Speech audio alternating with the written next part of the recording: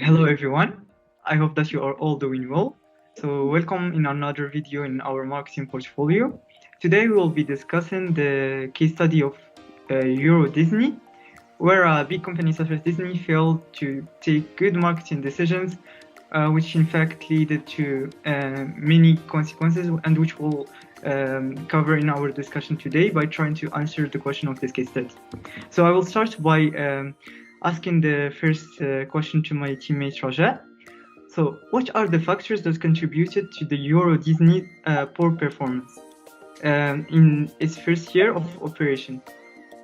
So, to answer this question, the factors contributing to Eurodisney's poor performance including among which starting with cultural differences. So the park adopted a largely American approach without fully considering the cultural differences between France and the US, leading to misunderstandings and misaligned expectation with local customers. Also, we had the pricing. Admission prices and other expenses were considered high, making the park less accessible to local visitors. And finally, the limited offering. The park initially had a limited number of attractions and shows, and also limiting its appeal to local visitors. And now we're going to move to the second question, which is what factors contributed to Hong Kong Disney's poor performance during its first year? So I'll let Badruddin answer.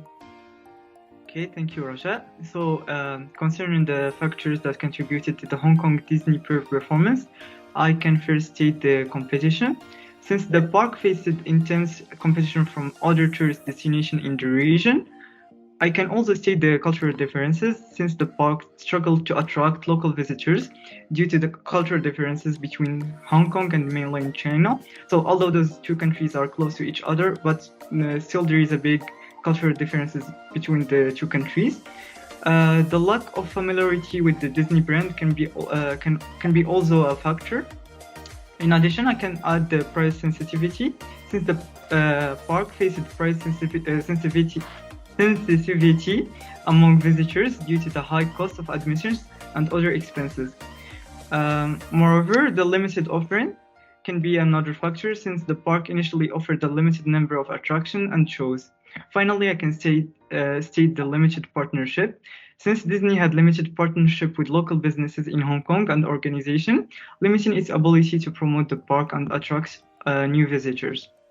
So now I will move to the third question, which will be to my friend Raja. So, to what degree do you consider that these factors were first foreseeable and B, controllable by Eurodisney Hong Kong or the parent company Disney? So first, for the foreseeability, some of these factors were foreseeable, I guess, such as cultural differences and price sensitivity. But the extent of their impact on the park's performance was not fully understood. And moving to the controllability, many of these factors were controllable by Disney, such as adjusting prices, strategies, expanding offering, and building partnership with local businesses. And now we're going to move to the next question, which is, how do you assess the cross-cultural marketing skills of Disney? Disney's, yeah, that's fine. I think we skipped one question. That's fine. You can re-ask the question. So the question is, what role does ethnocentrism play in the story of Eurodisney Lens? Okay. So ethnocentrism, which can be defined like as someone who thinks that his culture is superior to the other cultures, which is the case of Americans in this case study. So ethnocentrism played a significant role in the poor performance of Eurodisney, as the company adopted a largely American approach without fully considering cultural differences between France and the USA. I hope this answers your question, and now let's move to the other question. So my question for you would be, how do you assess the cross-cultural marketing skills of Disney? So to answer these questions, Disney's cross-cultural marketing skills can be evaluated as lacking, as the company failed to fully understand and adapt to cultural differences in both France and Hong Kong. So Okay, this thank was you. the correct answer. Mm-hmm. Thank And you now for. to the next question, which is why did the success in Tokyo predispose Disney management to be too optimistic in its expectations of success in France and in China? So, the success in Tokyo did not prepare Disney management for the cultural differences in France and China. So, Disney may have been too optimistic in its expectation due to its success in Japan, but they didn't fully consider the cultural differences in each market, which is a big mistake from a big company such as Disney. So now, we will move to the next question. So, why do you think the experience in France didn't help Disney avoid some of the problems in Hong Kong? Do you think that Shanghai Park will benefit as it's now open?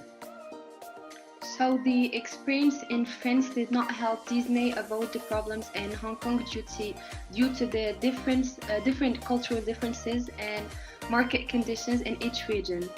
The Shanghai Park may benefit from being located in mainland China and having a larger population, but the success of the park will depend on its ability to adapt to local cultural differences and market conditions. And now we'll be going to asking the last question, which is assume you are a consultant hired to give Disney advice on the issue of where and when to go next. So we have to pick 3 locations and select the one you think will be the best new location for Disneyland X. And given your choice to the local X for the newest Disneyland, what are the operational implications of the history of the 4 Disney parks above of the new park? So, if I was a consultant, I would recommend considering the following 3 locations for Disneyland X. So, the first one would be South America. Since South America has a growing middle class and a strong interest in theme parks, South America can be a good market for Disney, I believe. India can be another one with a large population and a growing economy. India offers a significant opportunity to Disney that she can benefit from. And for the third location, I can say Southeast Asia. Since it's very similar to South America, they have a growing middle class and they also have a strong interest in theme parks. So I believe Southwest Asia could be also a good market for Disney. But if I had to choose from these 3 locations, I would recommend Southeast Asia. For me, it's the best new location for Disneyland, as the region offers a large potential market and a strong interest in theme parks, as I stated before. However, it's important for Disney to carefully evaluate cultural differences this time and not fail in the same mistake as the previous time.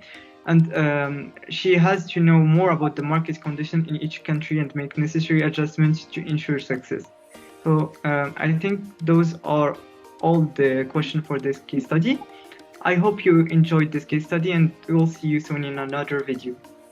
So thank you for listening to our answers, and as Badruddin said, we hope we answered well, so you can be able to understand what the case study was about.